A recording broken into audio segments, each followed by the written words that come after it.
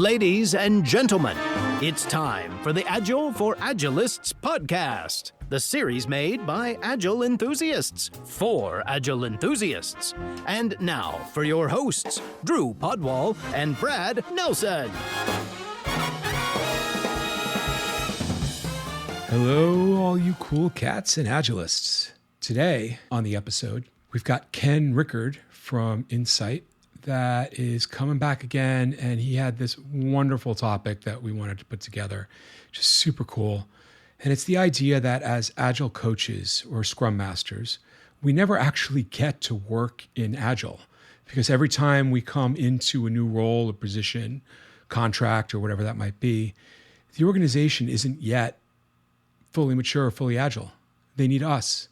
And so we thought it would be really cool to talk about what is it like to sit in that space when you're walking to an organization that is not yet Agile, and your job is to help it move along incrementally on its journey so that it can step into a place where it's constantly able to adapt to change and shifting market demands.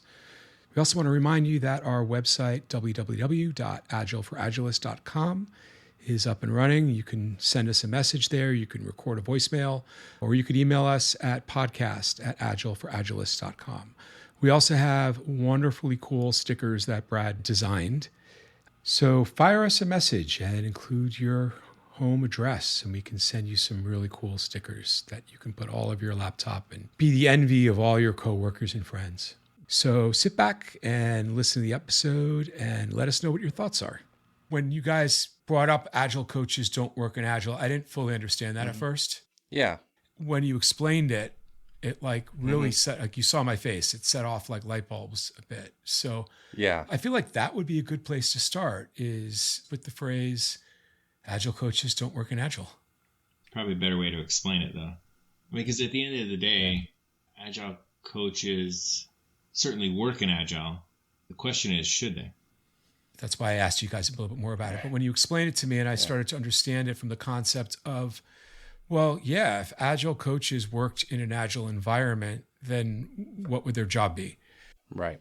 Brad, when you brought it up to say, hey, most of us don't work in Agile. We work in environments that were once waterfall and are now becoming more Agile, Scrum-like, or whatever your methodology is, sprint after sprint, iteration after iteration. I mean, if I had to put a pin in it, what I would probably say is that most Agile coaches are not walking into a highly Agile environment where the people present think in the way that they think. That is assuming that they have matured themselves in a vertical sense, that they understand the underlying benefits and reasons behind agility, not Agile as a framework kind of mentality. So they're rarely walking into an environment as a coach that is the perfect situation. And we're typically walking into one of the worst possible situations we possibly can. Otherwise, they wouldn't need us. That was always my dilemma, and I feel like I've come to peace with that a bit more. I would get so frustrated that I'd be in this position again where why can't my teams just understand what I'm trying to do, or why can't I influence leadership? And now I realize it's just an opportunity, right? Yeah. Every time I experience these kinds of things, it's an opportunity for me to brush up my skills as a coach, throw the spaghetti against the wall and see what works and what doesn't work. And so. Yeah, this is something I was just at lunch today with a friend, and we were talking about how he had just gotten a new job. He's starting in a few weeks. What he was saying is that he's really trying to focus on not thinking about how un-agile they are, because it's highly likely a large financial institution is not going to be ideally in a position to execute or to behave in certain ways that we would think of, hey, oh, that looks like Agile, or this resembles agility. And what we were talking about is that we're so often, if you think back, I think in our last time I was here, we talked about Leleu's organizational altitudes, right? So amber, orange, green, teal. And we were talking about how most of the time we have elevated ourselves up to that green or teal level conceptually as Agile coaches. This is where our mentality is at. And yet at the end of the day, we're walking into orange and amber organizations with leadership that is operating and thinking in that amber conformist and orange achievement-based mentality. I think that applies across the board. That was one of my things when I first moved to Ohio and started working for Cardinal, is I really tried to challenge my own expectations. And I think that's a lot of it, is what is your expectations going into a situation? Because I think a lot of times when we're frustrated or we're disappointed, it's because we've knowingly or unknowingly set expectations for ourselves. At least in my situation, I expect more out of people and out of situations than are probably reasonable. And some of that comes back to me being a perfectionist. And I think it's the same with consulting. And I admit I didn't necessarily get into consulting because I was like, I want to be a consultant. For me, it was more of, I saw it as an opportunity to grow, an opportunity to work in Agile, an opportunity to learn from other more senior Agilists. And the next thing you know, I'm at a client and I'm teaching Agile. And it was fine at first because my first client was really excited about it. They really wanted to learn. Then my next client, not so excited. And suddenly it kind of hits you where you're like, this sucks. Why'd I leave for this? From a purist coaching perspective, one of the phrases that I love and have been trying to adopt and embrace more is the idea that every opportunity that you can get to help somebody else is an opportunity for yourself to learn and grow.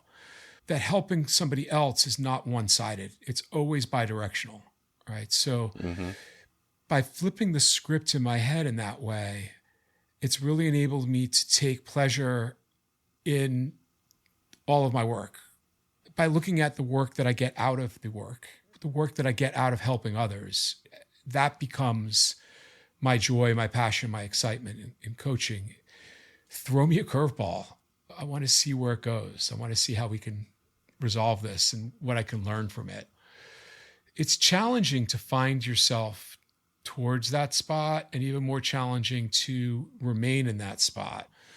It's almost like meditation, where we're like, I don't know about you guys, but every time I get to that Zen spot, that peaceful spot in meditation, I know that I'm there now, and I get excited about being there, and I'm no longer in that spot anymore. Yeah. I think even for myself over the past few years, what I've had to become comfortable with is the idea that I'm going in to help people and therefore organizations along their journey, no matter where they're at. And if my focus is on that change, then it takes me away from, it kind of removes me from or abstracts me from this idea that I'm there to do the thing that I love. The thing that I used to focus on, trying to help them do things like Scrum really well. Well, guess what? They're not in a position to do Scrum really well. Just given where they're at in their, let's say in their org altitude, they're highly conformed. They want everyone to adhere to a certain standard or practice. They want to be able to achieve things faster than they ever had before or make more money than they ever had before. And so those aren't the typical mentalities that we would prefer to see out of people that call themselves Agilists and or organizations that are operating with the behavioral patterns or characteristics of agility. But if we go in there and focus on the, hey, we need to do Agile like this, or we need to do Scrum like this, then we set ourselves up for failure because the gap in expectations is too wide initially. And then therefore, as a coach, we start to get really discouraged. When in reality, if we would focus on the change, so where are they? What's the next step for them in their journey? How can I help them change and get to that next spot? And then how can I help them get to the next spot after that and the next spot after that? And as we focus on the change, instead of implementing or installing a framework or a scaling technique or practices in general, we start to focus on the change. To me, it really starts to shift our mentality and how we show up, and then ultimately how they experience us, and then at the end of the day, how they change themselves. I was talking to somebody recently. They were asking a group, they had a large team, 20 people.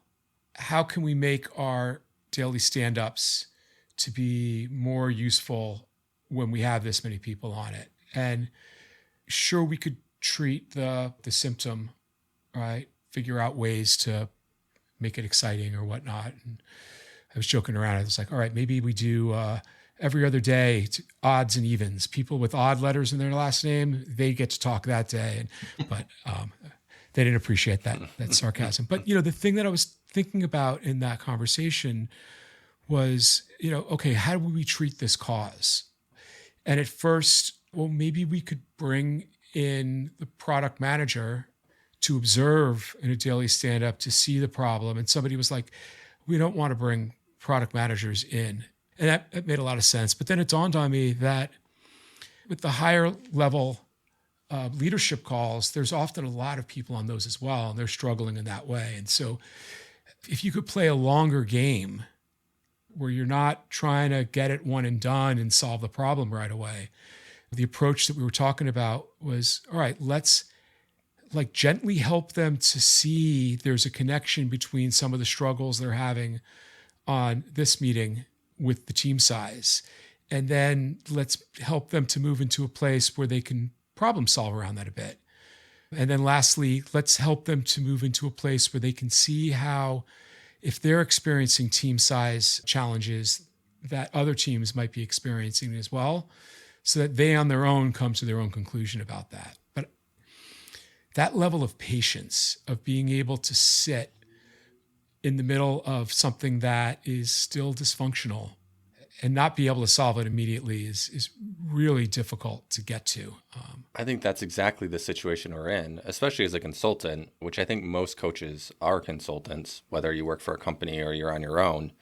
I think we've talked about this in the past year. It hasn't been that long that we've had FTE coaches at most companies. So most of us are in this situation where we're trying to give advice and trying to figure out what is the best approach in an unideal situation. Right? The situation is never going to be ideal anywhere, likely. We don't live in a perfect world. And so oftentimes the things that we're trying to get creative with and the improvements we're trying to make might not be what we would consider to be the ultimate improvement, the ultimate way to do something. It's how do we slowly move things forward? And that's something I struggled with a lot at first in my career. I noticed I was very judgmental. I'd be like, why is someone doing that? That's dumb. You should never do that. And then I had a colleague that would always say, like, it's that way for a reason. Like, remember, things are the way they are for a reason. It might not be a good reason, but don't jump to a conclusion. Don't make an assumption. Try to figure out what that reason is. And that really stuck with me as I became a consultant, and I was thrown in these situations where I was suddenly giving advice that I didn't necessarily love, but it was the constraints that I had. And I remember thinking like, oh, I hope the other coaches don't find out about this and just roast me. Because some of it was psychological safety, but I think that's the world we live in. Is it's like there's a certain level of maturity to understand that if you just come in and you just say, no, this way or the highway, you're the one that's going to be on the highway, not them. Right? You're going to be the one that's out the door. There's something that you've said a couple of times, Brad, that I never really latched onto. I've always wanted to unpack it a little bit more with you, and I think it directly relates. You've talked about this idea that with Scrum Masters or coaches that had a previous role at a previous organization or company where it worked really well, that they're just trying to make that happen again. Mm-hmm. And I do feel that there's a very big moment that I can attribute my understanding that where I worked with a fairly high maturity organization. And I think for a while I was trying to recreate that with every other organization I was at. I think now I've realized to recognize that, okay, we weren't doing everything great there, right? And there were some things that we did really well, and there were other things that we were just in the middle with. And so what are your thoughts on like the difference between trying to reach for that thing that you had and force others to behave in that way, versus having that experience? Like the value of having that experience is you could see that it works, right? You have evidence that this thing that we do isn't just some mythical unicorn. It's out there. There are actually companies that are moving much closer towards high maturity. Yeah, I mean, I would say that is one of my biggest probably criticisms of other coaches in general, is that I think a lot of them are selling unicorns. A lot of them have never seen a high-performing organization, and I think I was both blessed and cursed with my first one being a high-performing organization. I do think there's practices there that make sense. And my guess is that's the thought behind the frameworks like Scrum or books like XP, where, these practices are always going to move you forward. But the thing that I've learned is that, well, for one, you have different people. So different people respond differently. Different people perform better in different environments or have different preferences or baggage. But also the tool's different. Your customers are different. The things that you're doing are different. I went into an organization where all they bought was off-the-shelf solutions. And so they were configuring things and linking things together with scripts. They weren't doing any custom development. My, unicorn experience was all custom development. So suddenly things that we were doing in custom development, they couldn't do. I don't know about you all, but as consultants, we rarely get to see the entire bookshelf of the journey of a transformation. We see it in the beginning and they pay for a consultant to be there for some period of time, but then typically budgetary concerns start to come into play. And so then there's a period of time when then they get rid of the coaches or they don't use them for a while. They kind of try to do it on their own. You may get called back 6 months, a year, 2 years down the road when they feel like they're stuck again. But the consultant rarely sees the full transformation from where they start to some high-performing set of teams or an organization as a whole. So yeah, for me as a consultant, it's typically piecing it together from bits and pieces of viewpoints of what I've seen in organizations and then trying to put that all together and say, this is what a kind of quote unquote transformation looks like. I think I've grown to appreciate the idea that companies don't intentionally transform. They intentionally set out to change, and then over time, as they incrementally change, you could look back and go, oh, yeah, we've transformed quite a bit, right? Or we've changed quite a bit. But I don't know that I buy into the idea anymore that companies should set out to transform themselves. It seems too deterministic in a way. It reminds me of The Infinite Game by Simon Sinek, where he talks about how there's finite games like football or baseball where you can win the game, and there's infinite games which are like your life. Like, how do you win life? Right? How do you win business? There's not defined rules in that way. And I view agility like that. Waterfall in traditional education has kind of that finite mindset where I have to achieve this thing. I have to learn this thing and I'm done. And really what we're doing is we're shifting a mindset that, I don't remember, I think it was Daniel Vicante who was like, don't call it a mindset. But we're shifting mindsets, or as Stephen Covey calls it, it's a paradigm shift from I just have to learn this thing and then I've won, to no, you have to always learn. So there's no end state to the learning. And that's the problem I have with these agile transformations is it creates like this goalpost that I've attained this and now I'm agile and I don't have to do anything more to become agile. I'm already there. Yeah, we should recognize, though, that that's probably a behavioral pattern that is of that achievement orange mentality, right? The winning, the achievement, the finite, like, okay, there's a start and a stop, and I just need to get from point A to point B as quickly as possible, is a very achievement orange behavioral pattern. To me, it's like laundry. I'm always going to have more laundry. I can't just be like, oh, I'm done. I never have to wash clothes again. We create these habits where we're constantly improving forever. And if you think you're done, then, I don't know, your process or your organization is going to get smelly, just like dirty clothes. Yeah. Brad, we've talked about this before, I think, in the past when we worked together. There's the learning development that needs to happen, or what is often referred to in the industry as vertical growth or vertical development. It's this idea that they go from their current mentality, let's call it orange, or even some conformist kind of amber behavioral patterns, to a higher altitude. In this case, they'd go up to pluralistic green, right? This idea that, well, we know people are important. We want to become more human-centric. But to get there, they actually have to become more of a learning, not only as individuals, but a learning organization. And that takes that vertical growth to get there. Because when I hear people say transformation, oftentimes what they really mean is we're trying to optimize our parts of our system. So we're focused on the symptoms in the system, the parts and what the problems are with the parts, and we're trying to fix the parts And we're trying to then fix the symptoms of those parts and how the parts work together in order to optimize or maximize their efforts or their outputs or their outcomes. But yet what real transformation is this vertical growth. It's succeeding in ways that you never had before. And I think a lot of people use transformation when they really mean optimization. Yeah, I can get on board with that.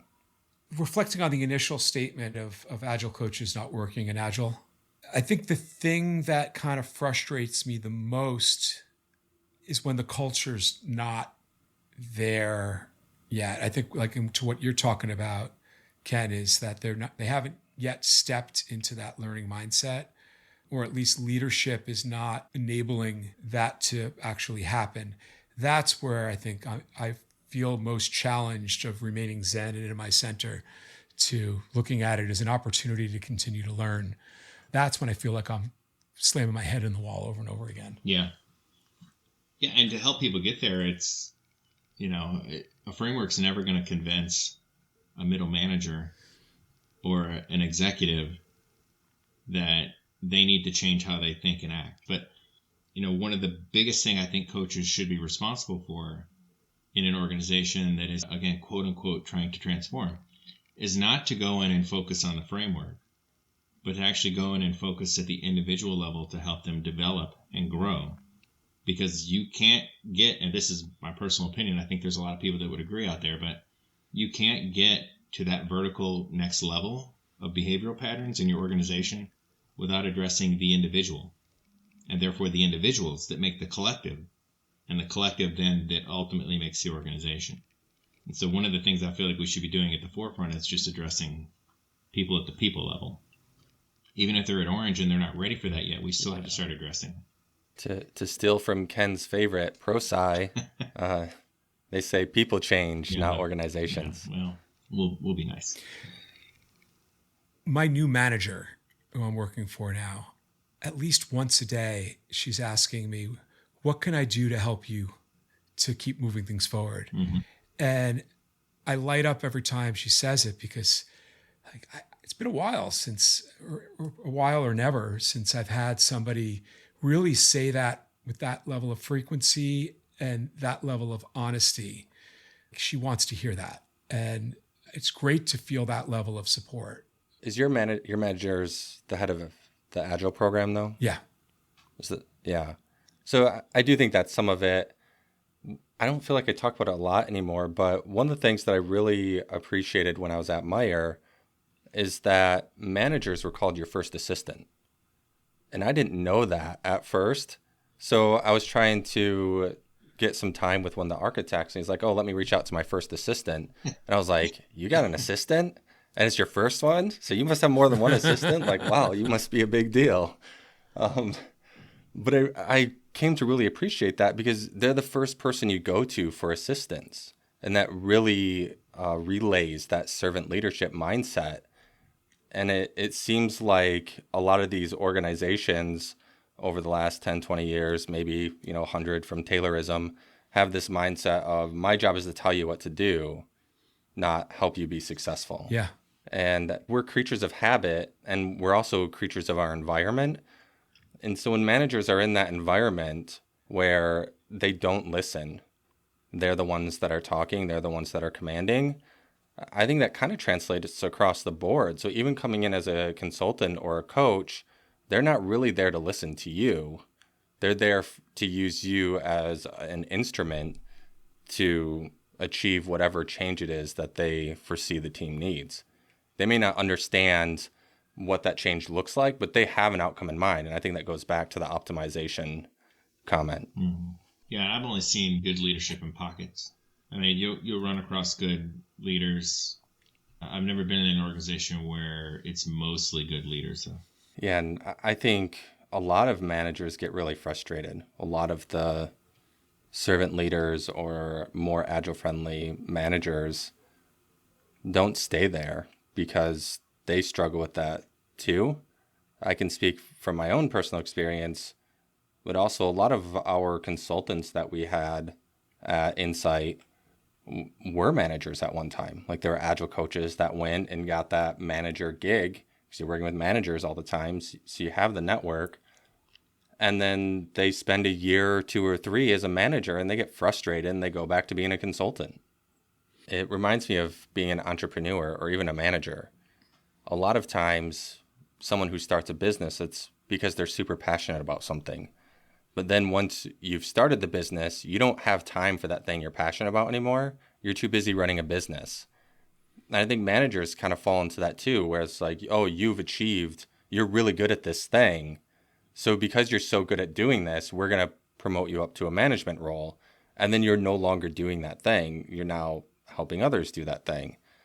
We talk about it a lot as there's more skills to leadership than just being good at a particular skill set, which is true. But I also think people don't appreciate that you're really going to be doing something else and you need a different mindset.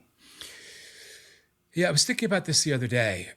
An engineering manager in a waterfall world, they probably own the enabler projects, the architectural improvement projects and whatnot.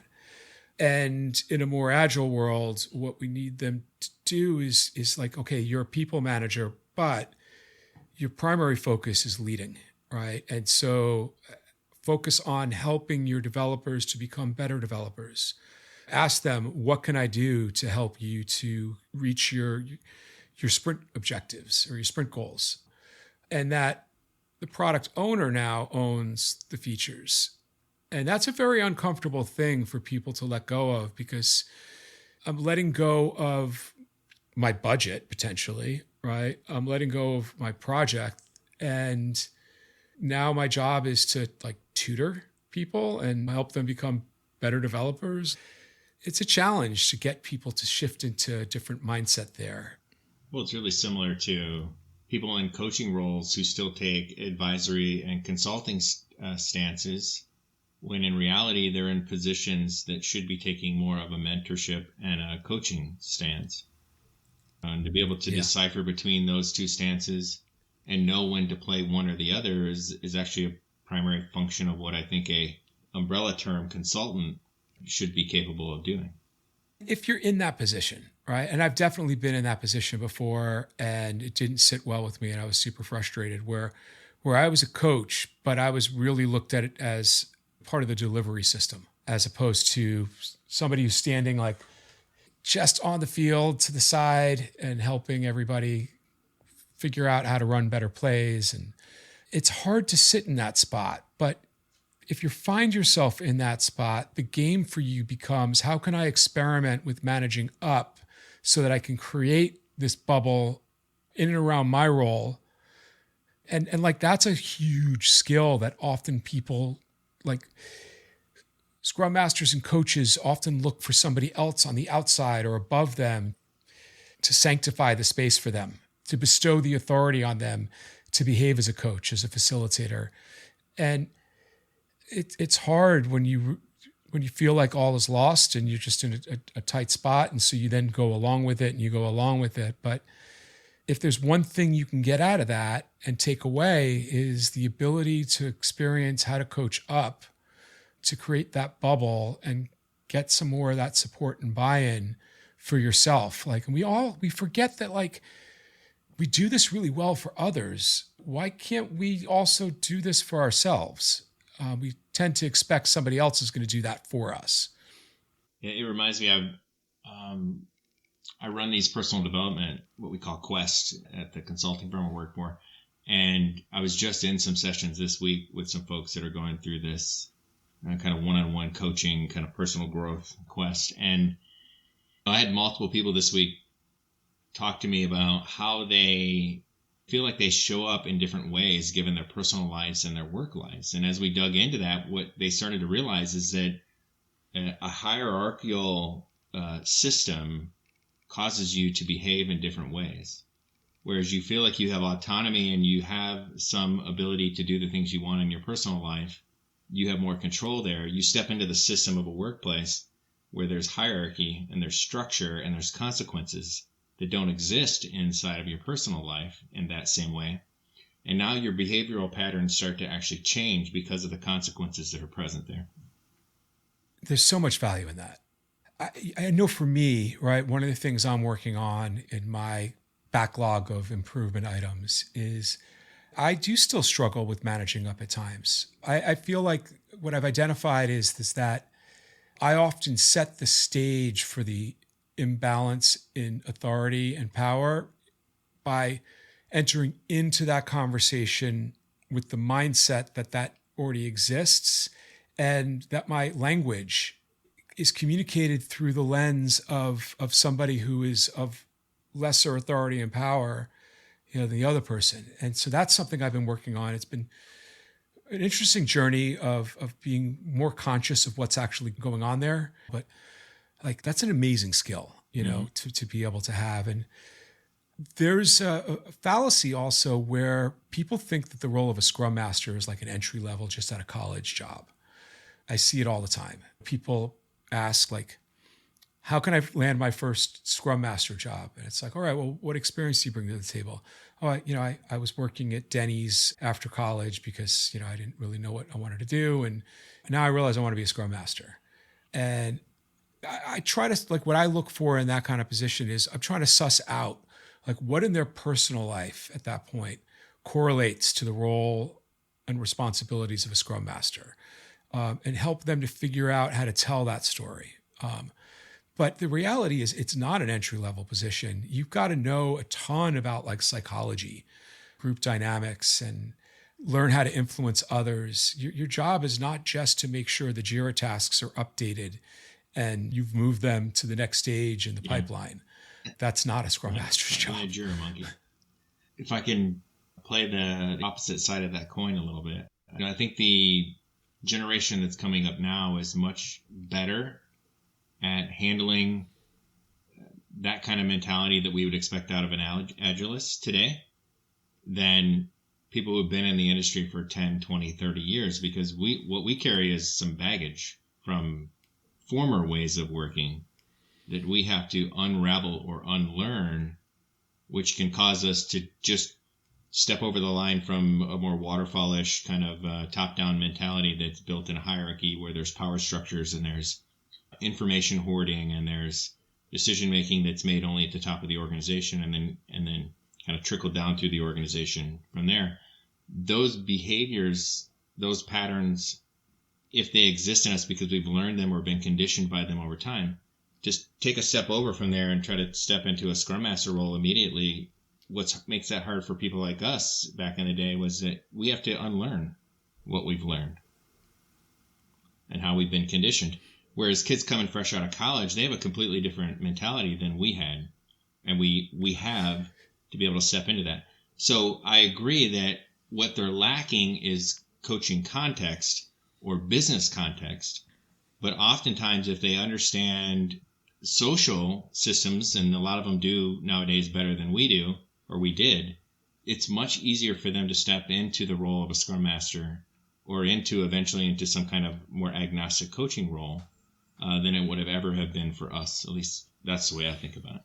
I think there's some validity to that, but whenever I've met people who are in like a computer science program, like the last time stood out to me was one of the people who was coaching me in tennis.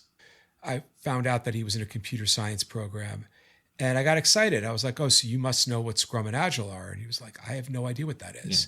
Yeah. And so I wound up bringing my laptop the next time I was taking lessons from him. And we spent about an hour after the lesson, like going over the Scrum guide and other Agile principles and things like that. I don't think they're teaching this in like, they're teaching them how to architect, how to engineer, how to write code, but they're not really prepping them to be a person who is collaborating with others on a team. So while I think maybe the mindset is there, and it's different for us because we actually had to really unlearn a whole lot of stuff. You got to remember, like the people who are still in teaching roles in colleges are right. Like our age or older, with the mindset of this is how we had it, so you should have it this way too. Yeah, and I'm not sure how many of them are getting current experience either. Once they're tenured and they're professors, then most likely they're staying a professor. And sure, they can read books, or if somebody, they can go to conferences and whatnot. And I'm sure there's some continued learning there even as a professor, but I suspect they're not getting the hands-on experience of going back into the workforce in a capacity that would give them that experience because they're tenured professors. My understanding is most colleges don't teach any sort of agility, but some are starting to. I've heard in various conversations people talk about it, or my cousin's been trying to do it a little bit in Grand Rapids. And so I definitely think that there's a need there. I do think that there is a mental shift that has happened across generations as we see the younger generations. And that makes sense because us as parents, we're trying to raise children in the way that we see to be maybe a better way than our parents raised us. And so hopefully we're always improving. Even if you have great parents, they probably weren't perfect. We're continuously improving as a human race, hopefully. But, I do think some kids have team experience, maybe more fresh team experience if they're in the chess club or, they're on the soccer team or whatever it is. It's not like they've never been in a team before. I think the question is, when it comes down to like knowledge versus experience, where are you teaching from? And how much experience or knowledge do you need to be a Scrum Master? I feel like this has been a thing that's been around for a long time. Like, do you really need to know software development to be a Scrum Master? I don't think there's any argument that it doesn't help.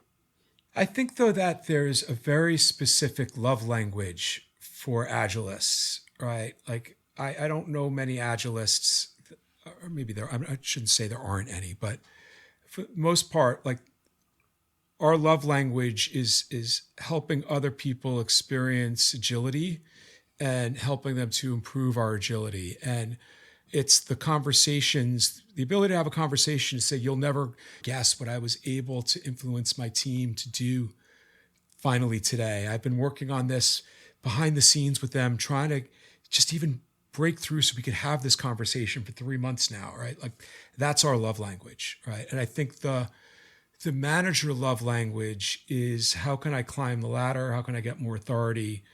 How can I get paid more? I've always kind of trusted that I'll get paid commensurate with my capabilities, and that if I focus on myself within every single job I'm in, that all of those other things will come. I might suggest that the job of a coach is to help people change and adapt. And beyond that, I don't know that it really matters. Yeah, I mean, I agree that coaching is about helping people change. I do think that there's some value in knowing what good looks like, at least in some capacity. You might not know what good looks like for someone else in particular, but understanding like what's possible or being able to give advice, which like, I guess then you're out of professional coaching, according to some people. And maybe I'm thinking more of a consultant, but to me, it seems like people either can coach and they're just really good at asking questions and kind of redirecting and helping people change, but they can't truly mentor, or they just fall on mentoring always and they're not good at stepping back and coaching. And I do think that I tend to lean a little bit heavier on the mentoring teaching side myself. Like, I can admit that. But I do see value in being able to do that as well, especially if you're in a situation where people are just starting out. Like, to me, I view the different stances as the level of maturity of the person you're working with. So at first I teach, then I mentor, then I coach, generally speaking. Right? And the idea is that I'm more hands-on, like with a child, right? You're more hands-on when they know the least. And then as they start to show aptitude, you slowly step back and let them operate on their own. I feel like I flip-flop that one a bit, because one of my tactics to coaching is to allow my clients to experience a little bit of what the burn feels like in some regards.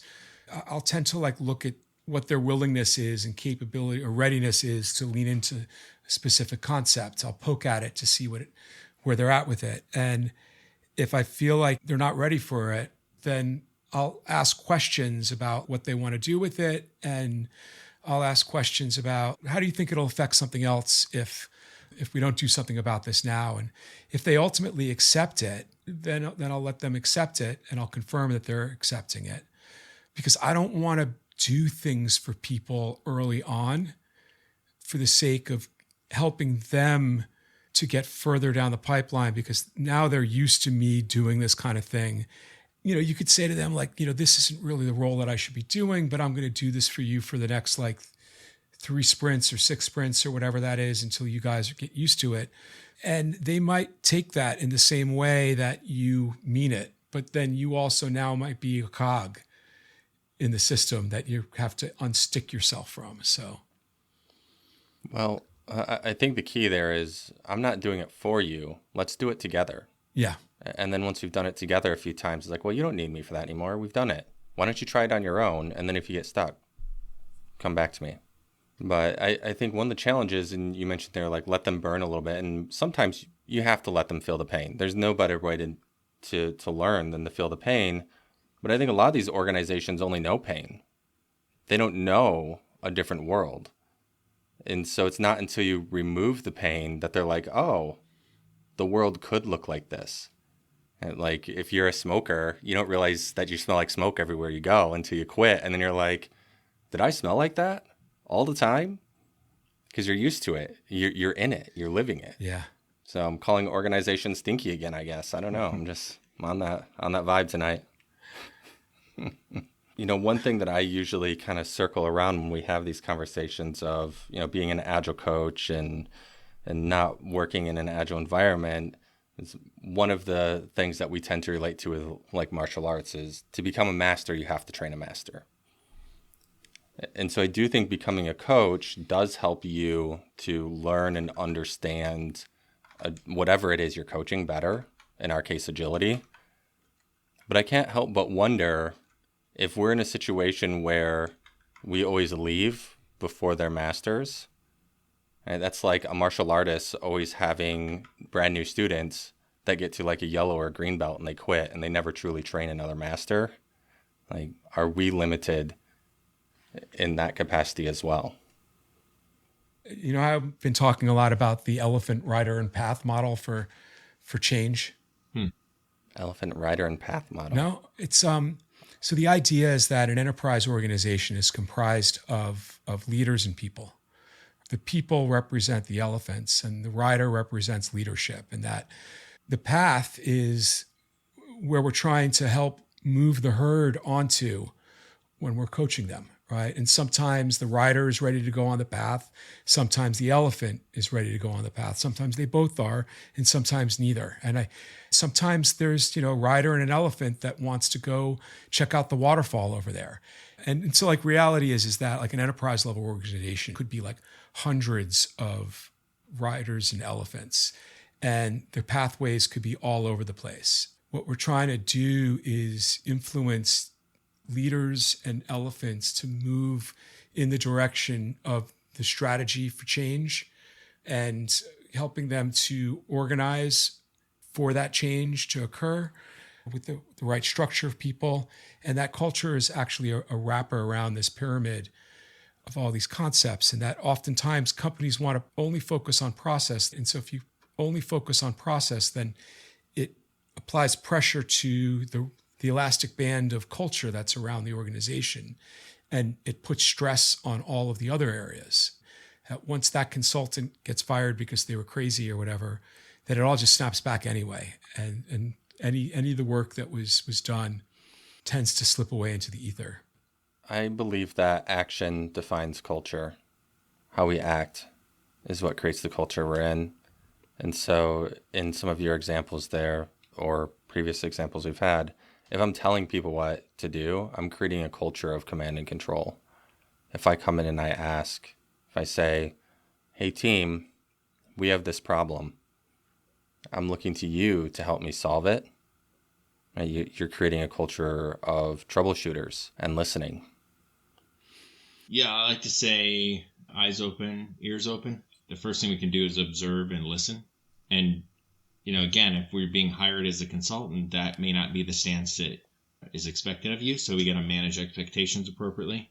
But I think the best thing we can do is go in and listen, eyes open, ears open, because there's a lot of dynamics that happen in an organization that are unsaid or are unknown that you can pick up on if you're just the fly on the wall.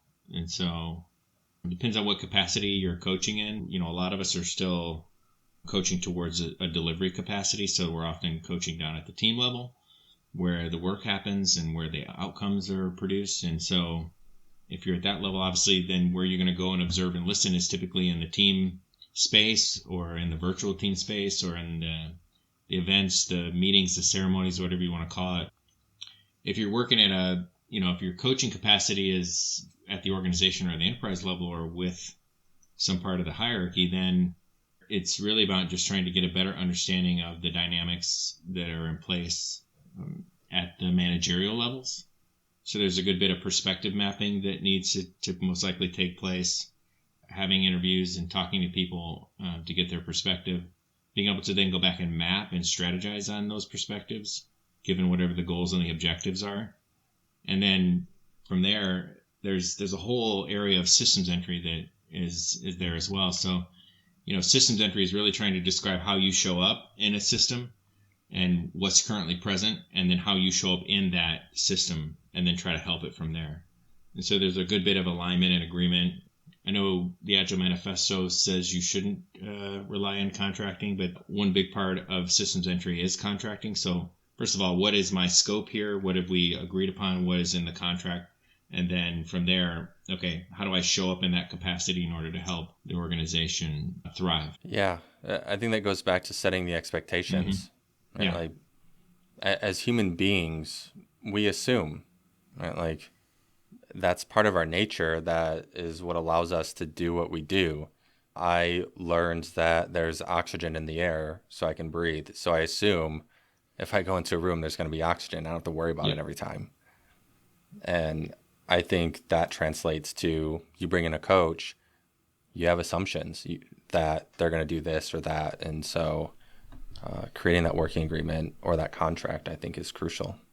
Along the lines of assumptions, the assumption that a new coach should be making as they're accepting a role and coming in is they should assume that they're not going to work in an agile and mature organization. I think that, getting back to it, coaches often think that that's what they want, that's what they deserve, if only I could find that. And the opportunity that you have in front of you is, if you assume that they're at some point between A and infinity on their journey, and that there's likely going to be some things that are impeding your ability to coach, then everything's great. But if you're expecting that you're just going to walk in and be able to coach, no matter how much I trust that the person promising me that I'm going to get to coach, I'm going to get the opportunity to coach, there's always something. Something I put a good bit of thought works into earlier this year is something I started referring to in the lean change world of the 5 levers of change. And so we often talk about 3 of them pretty regularly, which is people, process, and tools, or technology, right? But if those are the only 3 things we're talking about, if those are the only 3 levers that we can pull, we're missing a good bit, because typically people look at those 3 levers as, okay, we're going to change technology like Jira or ADO, and then we're going to switch out a process. So we do things this way now, and we're going to do things in an agile way going forward. And so whatever that looks like to them. And then people are just impacted by those 2 things. So, oh, you're changing tools. Oh, you're changing process. Okay, what do we need to do differently as people? And the thing that's rarely addressed or looked at in that kind of people lever of change is that the consciousness side of the people that are involved, not just impacted by the other levers of change, but actually, okay, do we address their vertical growth by helping them raise their awareness and their consciousness so that they can vertically grow, just like the Scrum Masters and coaches are doing? So that's 3 out of the 5, but then the other 2 wind up being structure and strategy.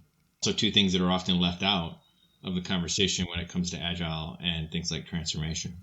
Yeah, it's interesting. It's Corporate Rebels that has the example of how they managed to create change through structure changes, if I'm remembering correctly, Ken? Oh, Corporate Rebels has a lot of stuff, yeah. Are you talking about at one point they'd put a blog post out around organizational design over the years? Are you talking about that? I don't remember now. I thought one of the ways that they helped to introduce organizational maturity was they basically blew up the org chart and created a more matrix one that served the organization better. Well, Corporate Rebels is mainly trying to educate the industry through examples so that there's social proof that vertical change is not only happening, but it's succeeding and thriving in certain companies. Because they have this whole bucket list of like 100 persons / organizations that are operating in a more of a teal or kind of pluralistic green approach. And so what they've done is in that bucket list, they've gone out and interviewed companies or specific leaders that are exhibiting the kind of leadership characteristics of teal or green. And then they've got on their website, they've got stories about each one of those that they've gone and talked to. And the bucket list where they haven't gone and talked to those people and or organizations, they've got placeholders there to show that, yeah, this is our bucket list that we know right now. And then the two guys that run Corporate Rebels basically travel around the world interviewing people and then organizations as to how they've achieved some level of advanced, kind of vertical development in their organization. Agile, in some ways, has become this kind of four-letter word because it's been so misused. A good amount of those companies that are listed in there, and they even have videos. You can go to YouTube to their channel, Corporate Rebels, and the videos are really amazing because they're typically short. They're somewhere in the range of like 4 to 8 minutes. And they'll profile an entire company and how they operate mainly in the teal and green organization levels. But they will give you the premise and the function of how that organization works in just that short amount of time. And they're very well done. I use them in the classes all the time.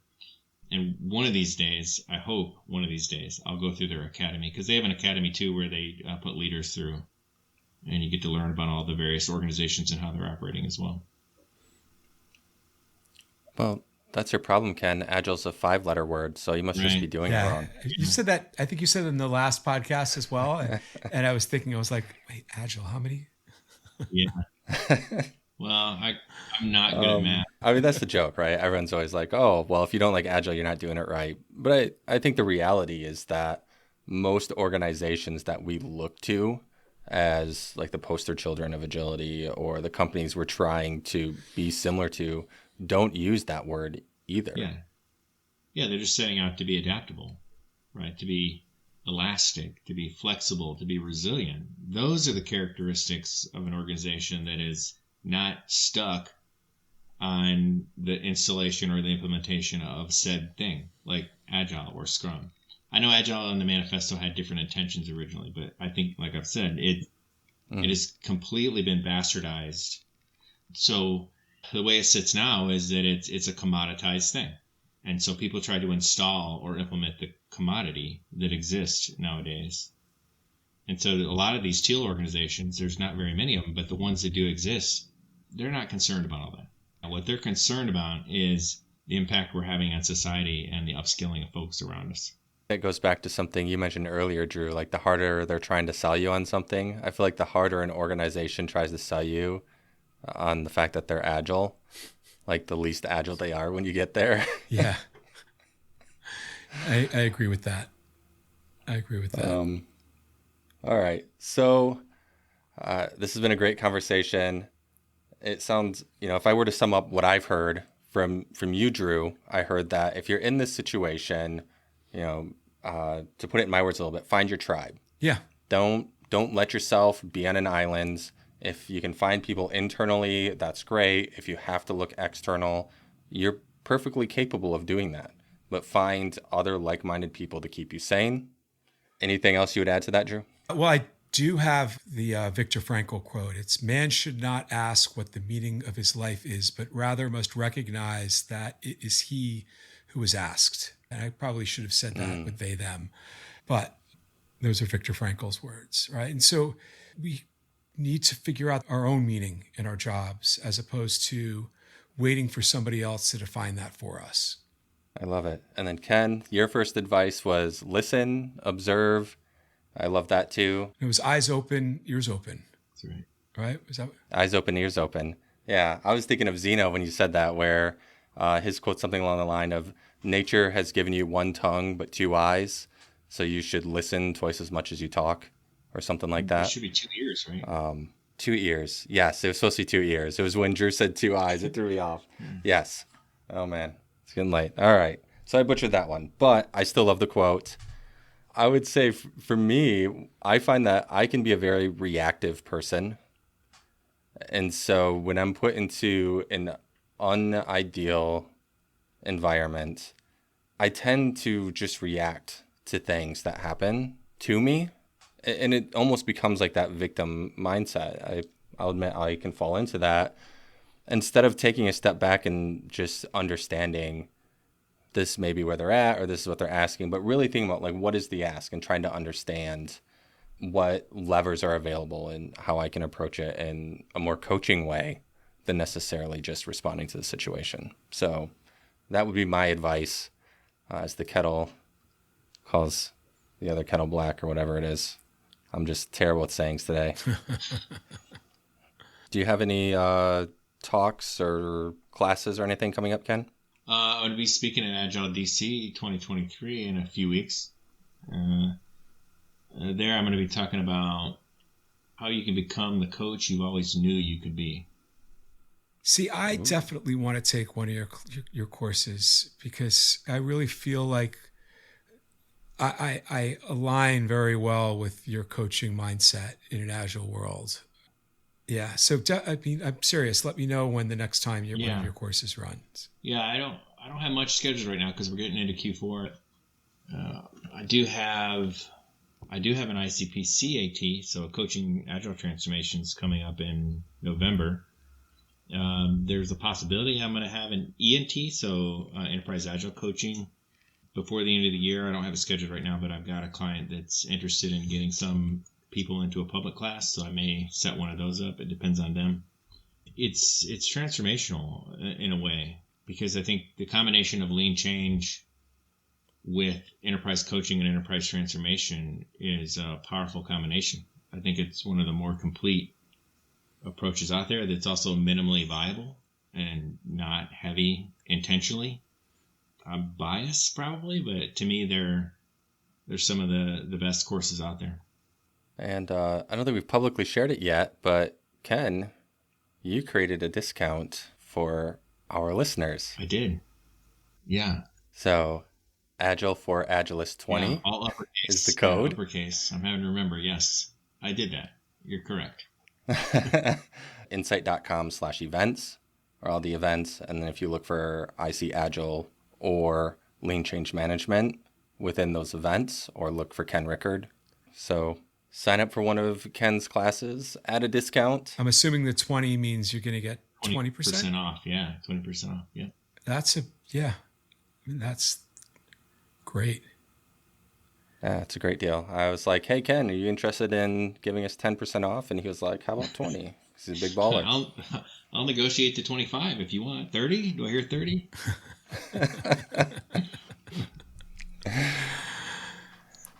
I think we've got a great episode.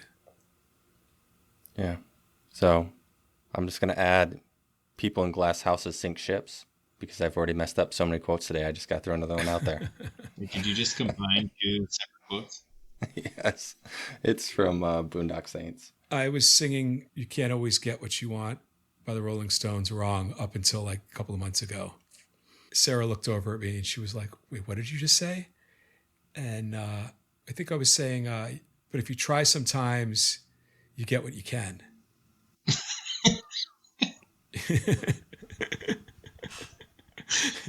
And she's like, say that out loud to yourself.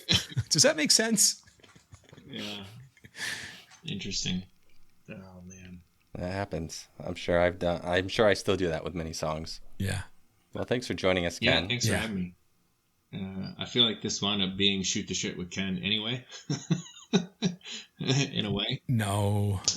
We had a topic dialed in, and I feel like we kept anchored to it pretty well. So. Yeah. Yeah, I still think it was good content. Yeah, I do too.